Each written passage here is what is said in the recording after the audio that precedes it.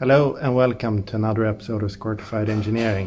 I'm Spiritis, and in today's episode I think we will sort of tie up some loose ends. We have the hubs, front and rear, we have the power steering pump, and also just getting rid of all the stuff underneath the car so I can actually clean up the wheel wells and install some parts. So first up, power steering pump. Here we have the renovated power steering pump, which you've seen before, and you've also seen me assemble it before. So what I've done since then is I have retreated the screws or all the fasteners, so I need to reassemble it. We have the extra holding bracket, but then we also have this one, the feed of power steering fluid. I will chop this off and weld on a AN10 or 12 fitting, depending on what I have. But I don't think I will do that in today's episode, but at least you know. So I will put everything back and torque it. So here you have the power steering pump.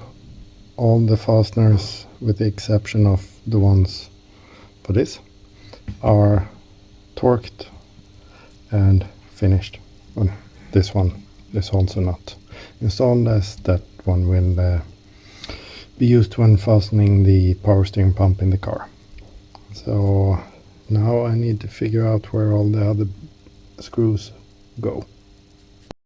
And by that I mean I know these are for the ABS. I think these are for the front upper ball joints. I'm not sure about these two. I'm not sure about these two. I think these are for the reinforcement bars in the rear subframe. I think these are for one of the brake caliper setups, either front or rear. These nuts, I'm not really sure where they go. This one also have a bigger washer than the other ones. So yeah, I have some detective work to do, but it looks nice. So the plot unravels. So these two are for the rear steering arms, not steering arms, but yeah, the ball joints on the side. One of them, the threads is bad, but these have the same threads as the front tie rods, so I will refreshen those and use those instead. These three are for the power steering bracket towards the engine. Those I've already said. These are for the upper ball joints in the front. So I guess two are with these. So I only have two nuts left that I'm not sure about where they're going. At least some progress. And I've gone through the box of stuff. So down there you see the nuts for the front steering tie rods, which I will use for the rear ones. With rear ones I mean those in the center of the picture right now. And in these bags, together with the rear brake parts, handbrake parts, I found the screws for the rear brake calipers. So I will refreshen those as well. And I found the nuts for the upper ball joints in the rear. These are nylon locks. So I don't really feel like refreshing these. That won't do. So I will have to buy something else. And then I found two bags here which contain the screws for the rear the backing plate. One of them broke off, so I have 3 left. I will refreshen those and then take 2 of them.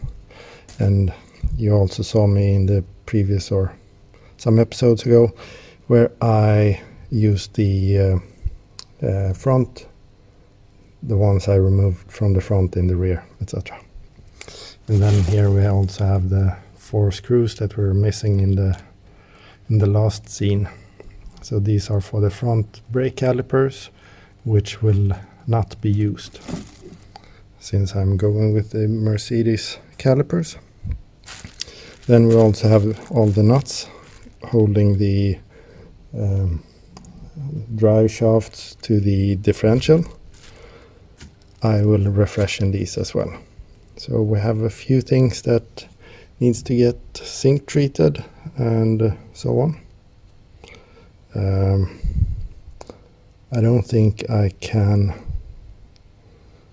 I need to heat treat all of them as they are all sensitive. So I'm going through and sorting what I need to take care of. So we have the screws for the rear brake calipers and also the rear backing plates. We have the nuts for the differential and the side ball joints in the rear. Then we have the handbrake stuff for the right rear. Of course, we only have handbrake in the rear. But the odd thing is, you see that these are rusty. These are not. And according to Sid, I have spoken something about this. So it could be that I only replaced these on one side for some reason. So I need to go through the bags of Toyota parts that I have and see if I can find something. So how about this? I have even been inside my Supra to look for some spare parts. It's been a long time since I've opened this.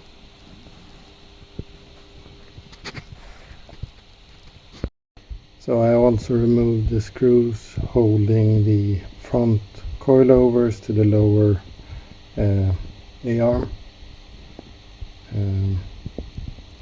So the bodies of the screws are okay, but it's gunked up dirt on the head of the screws, and the nuts are covered in gunk and rust. So they will go in the treatment with the other stuff. So I need to go home and see where I have all the other things for the handbrake, because it would be weird if I only bought stuff for one side. No, highly unlikely.